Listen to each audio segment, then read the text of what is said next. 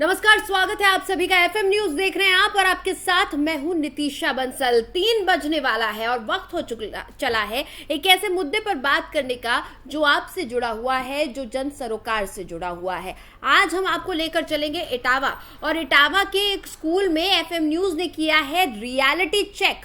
और इस reality check में जो तस्वीरें सामने आई हैं वो हैरत अंगेज कर देने वाली हैं।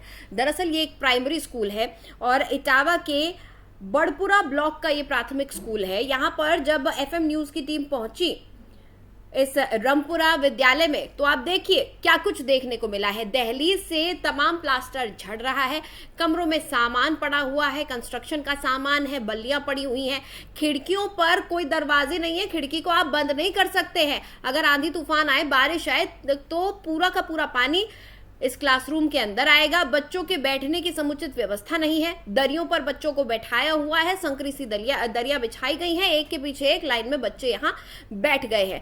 और किस तरह से सीमेंट प्लास्टर पूरा झड़ रहा है वो आप देख सकते हैं। दरवाजे नहीं है, खिड़कियां बंद नहीं हो सकती हैं, ऐसी बदहाली में बच्चों को पढ़ाया जा रहा है। और ये एक प्राइमरी स्कूल है, छोटे छोटे बच्चे इस स्कूल में पढ़ते हैं। कभी कोई हादसा हो जाए तो कौन जिम्मेदारी लेगा उस हादसे की। तस्वीरों में आप देख सकते हैं कितनी बदहाल हालत में ये क्लासरूम है। और हमने यहाँ पर जाकर स्कूल में बात की, टीचर्स से बात करी, स्टूडेंट से बात करी। इसके बाद हम सीडीओ महोदय के पास भी गए, उनसे भी हमने बात की है। एक बार आपको सुनवाते हैं क्या कुछ कह रहे हैं। टीचर भी हैं, स्टूडेंट भी है, सीडीओ भी है, सब लोग क्या कह रहे हैं वो सुनिए आप। मैं प्राथमिक विद्यालय रामपुरा उदी में सहायक अध्यापक के पद पर कार्यरत हूँ। मेरा स्नेहलता सिंह नाम है। ये स्कूल पूर्णतः जर्जर है। एक कमरा सिर्फ सही है पढ़ाने लायक बच्चों को, बाकी बच्चों के बैठने की बिल्कुल व्यवस्था नहीं है। ना खेलने का मैदान है, ना ऑफिस सही है।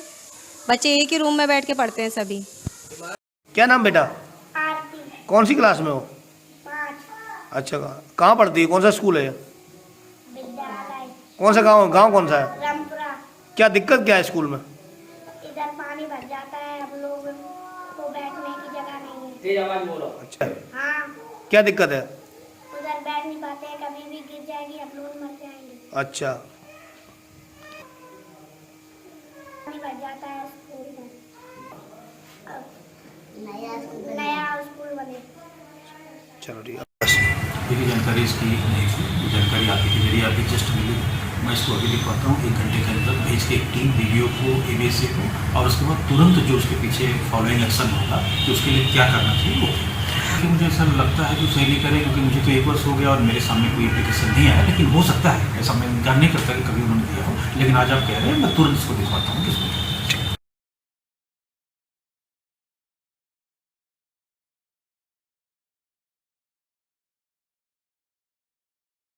इन तस्वीरों के बाद ज्यादा कुछ हमारे कहने को बचता नहीं है, क्योंकि इन तस्वीरों ने इसकी हकीकत, इस स्कूल की हकीकत साफ तौर पर बयां कर दी है। सीडीओ साहब के पास हम गए तो उन्होंने कहा कि देखिए अब तक हमें पता ही नहीं था, अब पता चला है। तो 4 सदस्यीय टीम के गठन की वो बात कह रहे हैं कि 1 घंटे के अंदर ही 4 सदस्यीय टीम, जिसमें कि बीडीओ, एबीएसए और अन्य अधिकारी स्कूल पहुंचकर जांच करेंगे, भवन का निरीक्षण करेंगे। सवाल ये उठता है कि क्या हर मसले को जब लोकतंत्र का चौथा स्तंभ उठाएगा तभी वो मसला अधिकारियों की नजर में आएगा? भाई, स्कूल बनाए गए हैं, सरकारी विद्यालय है, तो कोई जिम्मेदारी नहीं लेने वाला है क्या? इन छोटे छोटे बच्चों के साथ अगर कभी कोई हादसा हो जाएगा तो उसकी जिम्मेदारी कोई लेगा या नहीं लेगा? या उस वक्त भी इसी तरह से पल्ला झाड़ दिया जाएगा कि हमारे संज्ञान में ही नहीं था? आखिर क्यों संज्ञान में नहीं है? क्यों विद्यालयों का समय समय पर निरीक्षण नहीं किया जाता है? क्यों ये पूछा नहीं जाता है कि आपके ब्लॉक में जो सरकारी विद्यालय हैं उनकी क्या स्थिति है, जो प्राइमरी स्कूल है, जो प्राथमिक विद्यालय है उनकी क्या स्थिति है? आखिर शिक्षा का स्तर नहीं सुधरेगा तो देश के भविष्य के बारे में हम कैसे सोच सकते हैं कि देश का भविष्य उज्जवल होगा?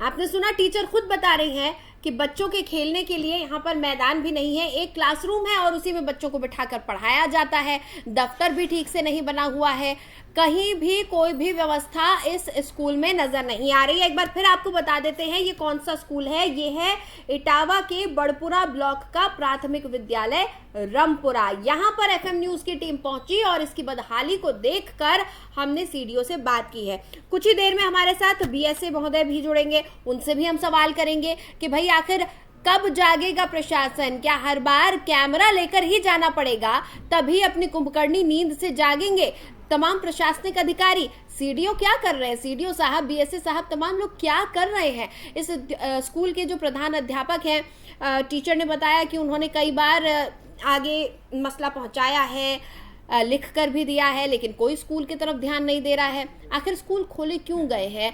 जो टीचरों को मोटी तनख्वाह दी जाती है वो किस लिए दी जा रही है? इन बच्चों के लिए ही ना। लेकिन इन बच्चों की ही सुरक्षा की अगर अनदेखी की जाएगी तो फिर क्या फायदा है इस भवन का? क्यों लाखों रुपए लगाकर इस भवन को बनवाया गया? क्यों इन टीचरों को लाखों की तनख्वाह दी जा रही है? क्यों ये नाम किया जा रहा है? क्यों खाना पूर्ति की जा रही है कि यहाँ पर एक प्राथमिक विद्यालय है जहाँ पर बच्चों को शिक्षा दी जाएगी? आखिर बच्चों की सुरक्षा का, बच्चों की सेफ्टी का भी तो ध्यान रखा जाएगा, उनको सुविधाएं भी तो मुहैया कराई जानी चाहिए। मापदंड पर कहीं से भी ये प्राथमिक विद्यालय खरा नहीं उतरता है। यहाँ बेसिक सुविधाएं नहीं है। स्कूल की हालत इतनी जर्जर है कि कभी भी ये छज्जा गिर जाए तो कोई बड़ी बात नहीं होगी, कोई आश्चर्य की बात नहीं होगी। आप देख सकते हैं न जाने कब से इस जो प्राथमिक विद्यालय की इमारत है इसकी कब से मरम्मत नहीं हुई है। शायद जब से विद्यालय बनाया गया होगा उसके बाद से आज तक यहाँ पर पुताई भी नहीं हुई होगी, रंगाई भी नहीं हुई होगी, क्योंकि देखकर साफ पता चल रहा है कहीं सीलन के निशान है तो कहीं से जो पेंट है वो छूट चुका है, कहीं दरवाजे नहीं है, कहीं खिड़कियां टूटी हुई हैं, कहीं दहलीज झड़ रही है, कहीं प्लास्टर उखड़ रहा है, कहीं क्लासरूम के अंदर बल्लियां रखी गई हैं। ऐसा लग रहा है कोई स्कूल नहीं है, कोई खंडर है और इस खंडर में बच्चों को बैठाकर पढ़ाया जा रहा है। छोटे छोटे मासूम बच्चे हैं। कोई बच्चा खेलता हुआ, अगर ये स्टोर रूम नुमा जो कमरा बना दिया गया है क्लासरूम का, वहां खेलता हुआ चला जाए, गिर जाए, उसे चोट लग जाए या फिर कोई और हादसा हो जाए, कोई भरोसा नहीं कि कल जिस कमरे में बैठकर आज ये बच्चे पढ़ रहे हैं उसकी छत ही झड़ जाए, वहां कोई हादसा हो जाए। ये दरवाजे जो दहलीज हैं, दहलीजों में आप देख सकते हैं कितनी बड़ी बड़ी दरारें पड़ी हुई हैं। पूरी इमारत में सीलन आई है। न जाने कब से इस इमारत की अनदेखी हो रही है, आज तक इसकी शायद मरम्मत ही नहीं हुई है दोबारा। एक बार इस भवन को बनाकर इसको शुरू कर दिया गया है और उसके बाद से शायद मुड़कर इसकी तरफ देखा नहीं गया है, क्योंकि कागजों में तो दिख रहा है कि प्राथमिक विद्यालय चल रहा है। और भाई जब कागजों में दिख रहा है तो फिर सामने से प्रत्यक्ष रूप में चाहे वहां कुछ भी हो रहा हो, इससे अधिकारियों को कोई फर्क नहीं पड़ता। तमाम अफसरान पूरे मामले में सिर्फ और सिर्फ लीपा पोती करने में लगे रहते हैं और वही यहाँ रामपुरा में देखने को मिल रहा है। ये जो प्राथमिक विद्यालय रामपुरा है। और इस वक्त हमारे साथ बीएसए शैलेश कुमार जी भी जुड़ चुके हैं, उनसे हम बातचीत करेंगे। सर, स्वागत है एफएम न्यूज पर आपका। जी जी, थैंक यू। सर, ये जो प्राथमिक विद्यालय रामपुरा है इसकी स्थिति तो बहुत ज्यादा दयनीय है। जी, ये जर्जर स्कूल है और ये हमारी जो जर्जर स्कूलों की लिस्ट है उनमें शामिल भी है और इस भवन को गिराने की प्रक्रिया चल रही है और जल्दी ये भवन गिर जाएगा। ठीक है, अब दो सवाल सर मेरे। कब ये लिस्ट बनाई गई थी प्रशासन के द्वारा, अधिकारियों द्वारा? और दूसरा सवाल कि अगर यहाँ पर इसको गिराने की कार्रवाई जारी है तो फिर बच्चों को कहीं और क्यों नहीं जो शिक्षा चल रही है वहाँ पे, जो भी क्लासेस चल रहे हैं, स्थानांतरित क्यों नहीं किया गया सर? जी, ये जो लिस्ट है वो लगभग 1 साल पहले की बनी हुई है और उसकी कार्यवाही गतिमान है। और वहाँ पे ये जो एक भवन है स्कूल का, एक जो कमरा है वो जर्जर है जी। और बाकी उसके कमरे जो है अच्छी हालत में है सर। लेकिन दिख तो ये रहा है कि जहाँ बच्चे पढ़ रहे हैं वहाँ पर प्लास्टर छूट रहा है। खिड़कियों की तस्वीरें देखिए सर, खिड़कियों में दरवाजे नहीं है। अगर किसी दिन आंधी तूफान आए तो सारी मिट्टी कक्षा के अंदर पहुंचेगी, बच्चों के क्लासरूम में पहुंचेगी। दहलीज झड़ रही है, सीलन आई हुई है, पेंट छूट रहा है, कभी मरम्मत ही नहीं हुई। और 1 साल पुरानी लिस्ट, आज तक नहीं बन पाया स्कूल, वापस मरम्मत नहीं हो पाई। जी, हमारी तरफ से लगातार लिखा जा रहा है उसके लिए कि वहाँ पे जर्जर भवन को गिरा के और नया कक्षा का निर्माण किया जाए। हाँ। और इस पे कार्रवाई हम लोग कर रहे हैं कि उसकी कार्रवाई गतिमान है कि उसके स्कूल को मतलब बच्चे माफ मतलब कीजिएगा अच्छे सर, इन्वायरमेंट बड़े बड़े दुख के साथ कहना पड़ रहा है, बहुत ही धीमी कार्रवाई है। कछुआ चाल से चलकर काम तो नहीं चलेगा, क्योंकि हमारे मुख्यमंत्री योगी आदित्यनाथ जी तो कहते हैं कि बहुत त्वरित कार्रवाई हो रही है, बहुत अच्छे से काम किया जा रहा है, लेकिन अगर अधिकारी लेवल पर काम नहीं हो रहा है तो कहीं ना कहीं कमी तो है सर। 1 साल पहले आप बता रहे लिखा गया, अब बीएसए साहब आप कह रहे हैं कि हम जो है कार्रवाई कर रहे हैं, लिस्ट बना ली गई है, हम लिख कर दे रहे हैं, प्रधानाचार्य कह रहे हैं कि हम लिख कर दे रहे हैं, सीडीओ साहब कह रहे हैं कि हम निरीक्षण करवाएंगे। सर कब होगा? एक्चुअली अभी मैंने 1 महीने पहले यहाँ ज्वाइन किया है। जी सर। जी जी, तो प्रक्रिया जो है पहले से गतिमान थी और हम इसमें कोशिश कर रहे हैं कि जितनी जल्दी से हो सके उतनी जल्दी इस कार्रवाई को पूर्ण करा लिया जाए। सर अमूमन कितना वक्त लगता होगा कि अगर किसी विद्यालय को हमने दोबारा बनवाना है, उसकी मरम्मत करवानी है, तो अमूमन कितना वक्त लगता होगा? जी, उसमें उसकी नीलामी करवानी पड़ती है, नीलामी की प्रक्रिया है और उसमें 3 नीलामी में अगर कोई आता है तो उसमें नीलाम हो जाता है, अगर नहीं आता है तो फिर हमें दोबारा करना पड़ता है। अच्छा। अगर उसमें कोई नहीं आता है तो फिर हमें दोबारा करना पड़ता है, यानी टेंडर प्रक्रिया है? जी जी। अच्छा, तो यानी जब तक टेंडर नहीं भरे जाएंगे तब तक मरम्मत नहीं होगी?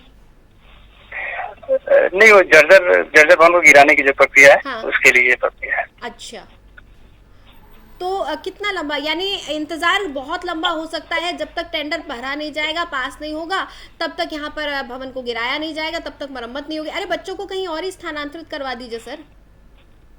जी, ये इसको अभी ये जल्द से जल्द ये हो जाएगा, इसको जर्जर भवन को गिराने की प्रक्रिया, क्योंकि 2 बार टेंडर हम करा चुके हैं, तीसरी बार जल्दी ये हो जाएगा और तभी इसके बाद ये जर्जर भवन गिर जाएगा। सर तीसरी बार भी नहीं हुआ टेंडर फिर?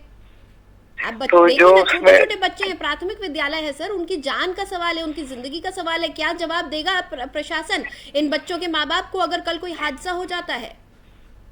जी, इसीलिए हम ये 2 बार जल्दी टेंडर की प्रक्रिया निर्धारित समय के अंदर करवा चुके हैं, तीसरी भी करवा के, और इसमें जो मैक्सिमम बिड होगी उसी की बेसिस पे हम इसको तुरंत गिरवा देंगे। जी, तो सर ऐसी प्रक्रिया नहीं है क्या? बहुत सारे सरकारी भवन है, कहीं और इन बच्चों को स्थानांतरित कर दिया जाए? इस स्कूल में खेलने का मैदान भी नहीं है? वैकल्पिक व्यवस्था हम इसकी बनवा रहे हैं। जी ठीक है सर, मेरे साथ मेरे जो रिपोर्टर है सनत, वो भी जुड़ चुके हैं। सनत से भी एक बार पूछ लेते हैं। आप बता रहे हैं आपको सिर्फ 1 महीना हुआ है ज्वाइन किए, सनत वहां पर बहुत लंबे समय से हैं। सनत जो बीएसए साहब हैं वो बता रहे हैं उनको 1 ही महीना हुआ है यहाँ ज्वाइन किए हुए, इसलिए अभी प्रक्रियाएं चल रही हैं, उन्हें ज्यादा जानकारी नहीं है, धीरे धीरे वो कर रहे हैं, काम को आगे बढ़ा रहे हैं। सनत, कितने वक्त से इस स्कूल की ये हालत है? रामपुरा प्राथमिक विद्यालय पिछले 6 सालों से जर्जर बना हुआ है। वहाँ के प्रधान अध्यापक चोरन सिंह राणा लगातार 6 सालों से संबंधित विभाग के अधिकारियों को लिखित शिकायत दे रहे हैं। उनका कहना है कि उनके पास रिसीविंग भी है, लेकिन 6 सालों से जिम्मेदार बाखबर बने हुए, कल को कोई हादसा होता तो जिम्मेदार कौन हुआ है, बड़ा सवाल बना हुआ है। ठीक है शैलेश सर ये बता रहे हैं, सनत है मेरे रिपोर्टर है इटावा से, ये बता रहे हैं 6 साल से इमारत की ये हाल है। आप बता रहे हैं 1 महीना आपको ज्वाइन किए हुआ, तो आप मुझे ये बताइए कि किससे मुझे सवाल करना चाहिए? इसमें हम दवाई करवा रहे हैं इसको जर्जर होने की, और इसको त्वरित रूप से हम इसको गिरवा देंगे और इसकी वैकल्पिक व्यवस्था करवा देंगे। मैं जानती हूँ आप भी कागजी कार्रवाइयों का हवाला देंगे, तमाम प्रोसीजर्स का हवाला देंगे कि बहुत लंबी कार्रवाई होती है, लेकिन एक समय आप मुझे बता सकते हैं लगभग कितना समय लग सकता है प्रशासन को? जी, ये तो प्रक्रिया मतलब हो जाएगी, इतनी जल्दी से जल्दी हो सकती है प्रक्रिया। आपने बताया सर, लिस्ट आपने बताया 1 साल हो चुका है लिस्ट बने हुए, अब तक प्रक्रिया हो ही रही है। अभी भी 2 टेंडर आप बता रहे हैं कि निकाल चुके हैं, कुछ नहीं हो पाया, तीसरी बार आप टेंडर निकालने वाले हैं। और सनत जो मौके पर मौजूद हैं वो बता रहे हैं आप तो साल भर कह रहे हैं, 6 साल से इस इमारत के ये हालात हैं। जी, जैसे मुझे अभी 1 महीना आए हुए यहाँ पे हुआ है और में आया है, और इसमें कार्रवाई हम लोग करवा रहे हैं। क्यों हमारा जो पूरी व्यवस्था है ना, जो सिस्टम है हमारा सो कॉल्ड, ये इतना लचर क्यों है? क्यों हम कागजों में उलझ कर रह जाते हैं? प्रधानाचार्य बता रहे हैं कि कई बार उन्होंने लिख कर दिया है, उन्हें रिसीविंग भी मिली है, लेकिन कोई कार्रवाई नहीं हो पाई है। सर क्या किया जा सकता है? देखिए आप सिस्टम में हैं सर, तो आप शायद ये बता सकते हैं कि कहाँ पर लूप होल है जिसे सुधारा जा सके। जी, इसमें मतलब जो हमारे निर्धारित नियम के तहत ही हम जल्द से जल्द बनवाने की कोशिश कर रहे हैं कि जितनी जल्दी से जल्दी नियमों का पालन करते हुए जितनी जल्दी से जल्दी हम इसका निस्तारण करवा लें। सर आपकी नई नियुक्ति वहां पर हुई है, आपने बताया, आप मुझे एक समय बता दीजिए ना तो बहुत अच्छा होगा। कम से कम मैं उस समय के बाद ही आपके पास वापस फोन करूंगी और आपसे पूछूंगी कि बीएसए साहब अब बताइए क्या स्थिति है, क्यों अब काम नहीं हुआ है, या फिर काम हो गया तो हम भी अपने दर्शकों को बता पाएंगे कि देखिए बीएसए साहब ने सबके सामने स्क्रीन पर वादा किया था और अपने वादे पर खरे उतरे हैं, उन्होंने अपना वादा पूरा किया है। हम पूरी कोशिश कर रहे हैं इसको जल्द से जल्द इसको करवा लें। कितना वक्त सर? 1 साल तो हो चुका लिस्ट बने आधिकारिक। हम पूरी कोशिश कर रहे हैं इसको जितना जल्द से जल्द हम निस्तारण करवा सकते हैं उतनी जल्द से जल्द इसका निस्तारण करवा के और बच्चों के लिए वैकल्पिक व्यवस्था का व्यवस्था की जाएगी। चलिए एक अच्छी पहल आपकी तरफ से मैं कहूंगी कि कम से कम वैकल्पिक व्यवस्था के बारे में आपने सोचा, लेकिन ये जो सोच है ये पहले अधिकारियों को आ जानी चाहिए थी। स्कूल के निरीक्षण के लिए कोई गया होगा ना सर, जब लिस्ट बनी थी उस वक्त निरीक्षण के लिए कोई कमेटी बनी होगी, लोग गए होंगे, देखा होगा, हालात देखे होंगे। जी जी। तो क्या प्रक्रिया रहती है सर? एक बार हमारे दर्शकों के लिए समझा दीजिए कि जब आप लिस्ट बनाते हैं, जब देखते हैं कि स्कूलों में सुधार की जरूरत है, किस किस स्कूल में सुधार की जरूरत है, तो जो लिस्ट बनती है क्या प्रक्रिया रहती है सर?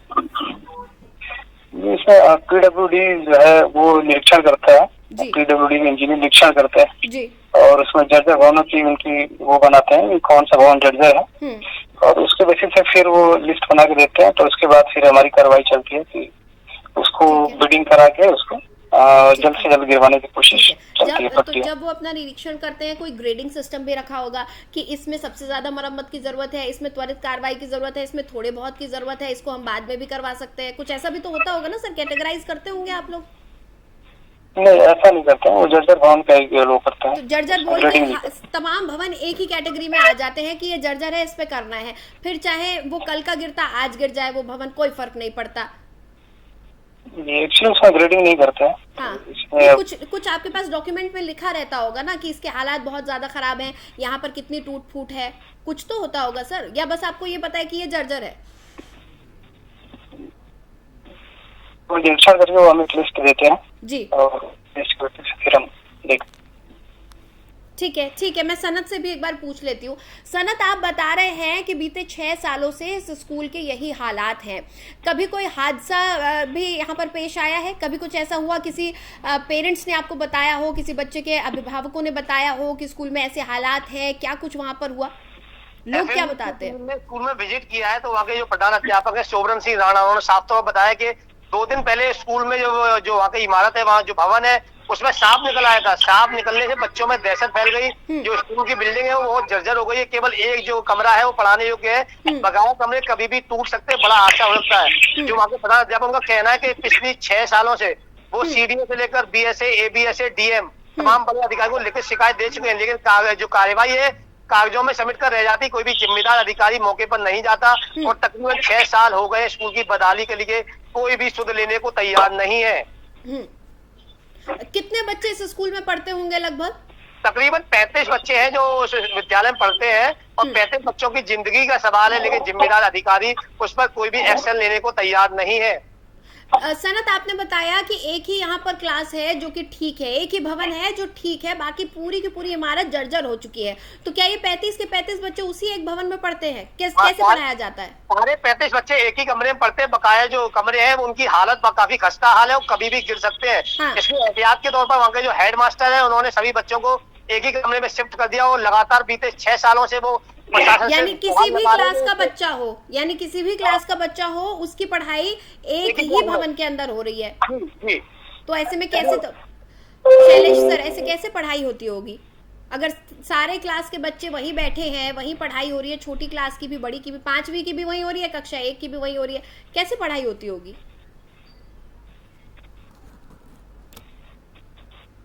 जी शैलेश सर। जी हेलो। जी सर, सर आप बताइए कि आखिर कैसे पढ़ाई होती होगी अगर तमाम बच्चे एक ही क्लासरूम में बैठे हैं, 35 बच्चे अलग अलग क्लास के, 1 के, 2 के, 3 के, 4 और 5 के, और वो सारे बच्चे एक ही कक्षा में बैठे हुए हैं, एक ही साथ पढ़ रहे हैं, क्या तो टीचर पढ़ा पाती होंगी और क्या वो बच्चे पढ़ते होंगे? जी, हम पूरी कोशिश कर रहे हैं कि इसकी एक तो वैकल्पिक व्यवस्था करवा दें और इस जर्जर भवन को जल्द से जल्द गिरवा दें। हाँ, इसके लिए हम पूरी कोशिश कर रहे हैं और जल्द निस्तारण करवा देंगे। ठीक है सनत, देखिए एक पॉजिटिव पहल यहाँ पर बीएसए साहब की तरफ से की गई है। उन्होंने कहा है कि वैकल्पिक व्यवस्था बहुत जल्द होगी। मैं चाहूंगी कि आप इटावा में हैं, आप इस खबर पर लगातार नजर बनाए रखें, आप लूप में रहें और देखें कि वाकई सर आज जो वादा कर रहे हैं उसको अमली जामा पहनाया जाए, जल्द से जल्द वैकल्पिक व्यवस्था हो, ताकि एक बार फिर हम अपने चैनल पर दिखाएं, फिर सर के साथ हम बात करें और सर को धन्यवाद कह सके कि आपने अपना वादा पूरा किया। उन बच्चों की जान जो जोखिम में थी वो अब सुरक्षित है, कम से कम वो जान जोखिम में डालकर नहीं पड़ने वाले। सनत, यहाँ पर टीचर्स की क्या स्थिति है? क्योंकि जो हालात दिख रहे हैं उससे बिल्कुल भी नहीं लग रहा कि स्कूल में कोई भी सीरियस होगा, स्कूल में कोई भी ठीक से पढ़ा पाता होगा। क्या बताते हैं लोग, क्या बताते हैं इस स्कूल के हालात के बारे में? टीचर्स की, बच्चों की और वहाँ के स्थानीय का साफ तौर पर कहना ये है कि दुरुस्त होने की उम्मीद तो हम तब करेंगे, बिल्डिंग सही होगी, कम से कम एक बार उच्च अधिकारी यहाँ पर मौके पर आए, मुआयना करें। बीते 6 सालों में एक भी जिम्मेदार अधिकारी विद्यालय परिसर में नहीं गया, ना ही किसी अधिकारी ने ये देखने का प्रयास किया कि ये भवन कैसा, कितना जर्जर है, इसको दुरुस्त करना चाहिए। कम से कम एक बार ये अधिकारी बीएस साहब भी सुन रहे होंगे और ये प्रधान अध्यापक वहाँ के निवेदन करे, कम से कम बीएसए साहब एक बार विद्यालय में आए और स्थिति का जायजा लेके वास्तव में धरातल पर स्थिति क्या है और बच्चे कितने जान को जोखिम में डालकर वहाँ पर पढ़ रहे होंगे।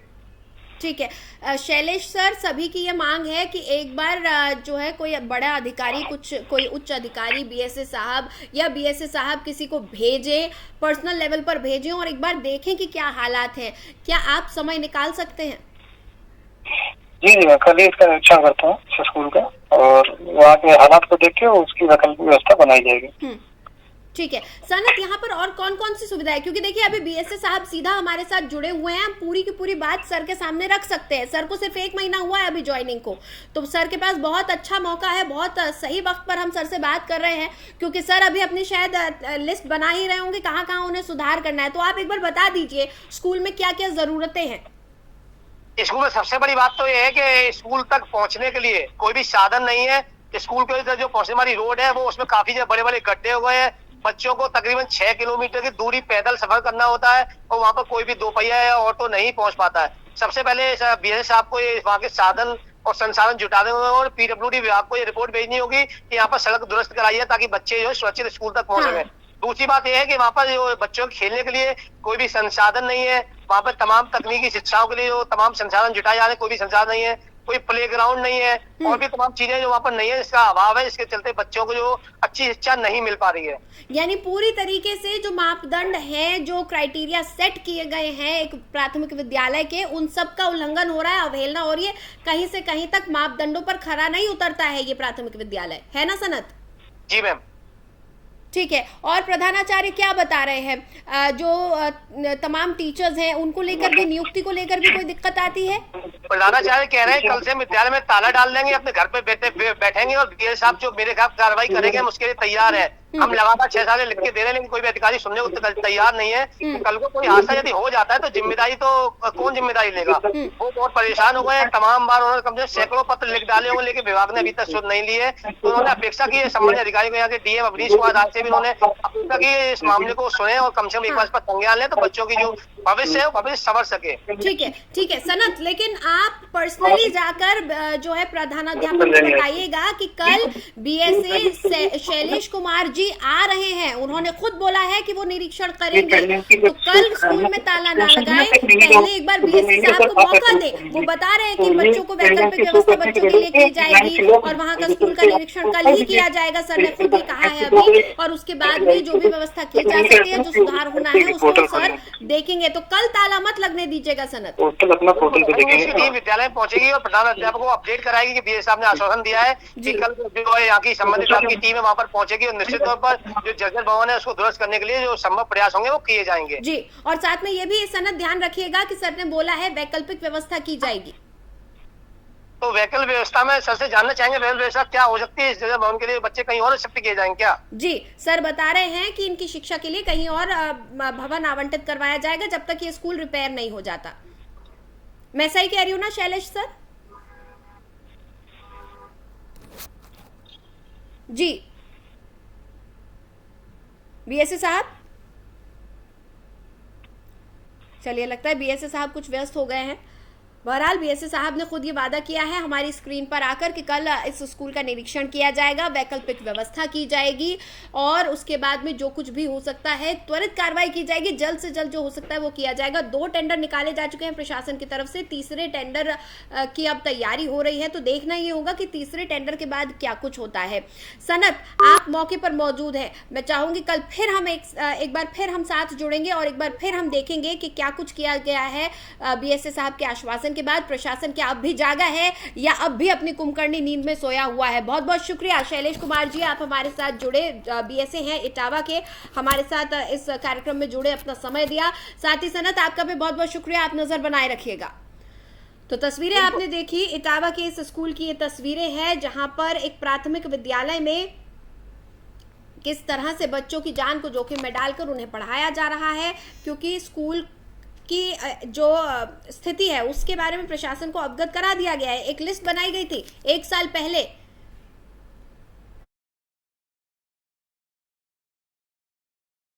बनाई गई थी 1 साल पहले और उस लिस्ट में इस स्कूल का नाम था, लेकिन उस लिस्ट पर काम ही चल रहा है, अभी कार्रवाइयां ही चल रही है। देखते हैं आगे क्या कुछ बीएसए साहब के आश्वासन के बाद इस पूरे मसले पर हो सकता है।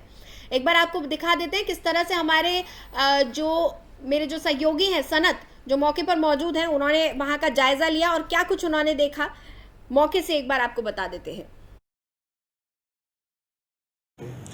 ये हमारे जर्जर भवन की जो लिस्ट है स्कूलों की, उसमें उस सूची में ये है और उसकी जर्जर भवनों के गिराने की जो कार्रवाई है उस पर चल रही है और उसको जल्दी ही तीसरी निविदा करके उसको गिरा दिया जाएगा और उसके बाद फिर वहाँ पे नया स्कूल का निर्माण हो जाएगा। ये इसको हम लोग ठीक कराने की कोशिश कर रहे हैं कि इसमें ऐसी कोई हादसा ना हो और उन बच्चों को सुरक्षित माहौल में पढ़ाया जाए। इटावा में एक ऐसा विद्यालय है जो कभी भी गिर सकता है। पूरा जर्जर भवन है इटावा के बड़पुरा ब्लॉक में, जो प्राथमिक विद्यालय रमपुरा है, वहाँ पर छात्रों की जान को खतरा बना हुआ है। एफएम न्यूज़ की खास पड़ताल में जब मीडिया टीम स्कूल में पहुंची तो वहाँ के प्रधान अध्यापक ने बताया कि 2016 से लगातार वो इसके जर्जर भवन को बदलने के लिए और नया भवन बनवाने के लिए संबंधित विभागों में शिकायत पत्र दे रहे हैं, लेकिन तकरीबन 6 साल बीत गए, लेकिन जिम्मेदारों ने इस बात की सुध नहीं ली कि ये भवन कभी गिर सकता है, इससे बड़ा हादसा हो सकता है। इस समय बीएसए ऑफिस में पहुँचे और बीएसए इटावा शैलेश कुमार से हमने खास बातचीत की है और बीएस साहब ने बताया कि जर्जर भवन की सूची वो विद्यालय आता है जिसको एक शीघ्र समय के अंदर दुरुस्त करा दिया जाएगा। तस्वीर हमने आपको दिखाई है इटावा से, इटावा के बड़पुरा ब्लॉक के अंतर्गत प्राथमिक विद्यालय रमपुरा, इसमें जो है विद्यालय का भवन है पूरी तरह जर्जर है और वो भवन है, इसमें पानी भी टपकता है, कभी वो भवन है गिर सकता है, जिसके लिए जिम्मेदार अधिकारियों ने पिछले 6 साल से अभी तक पूरे मामले का संज्ञान नहीं लिया है। वहाँ के प्रधान अध्यापक ने सोबरन सिंह राणा ने इस पूरे मामले में जो है एक अंदेशा जताया कि यदि ये भवन गिरता है, कोई भी अनहोनी होती है, इसके लिए निश्चित तौर पर जिम्मेदार यहाँ के प्रशासनिक अधिकारी होंगे। Sanat Tiwari, FM news Etawah. और फिलहाल हमारी इस खास पेशकश में इतना ही। खबरों के लिए आप बने रहिए एफएम न्यूज़ के साथ।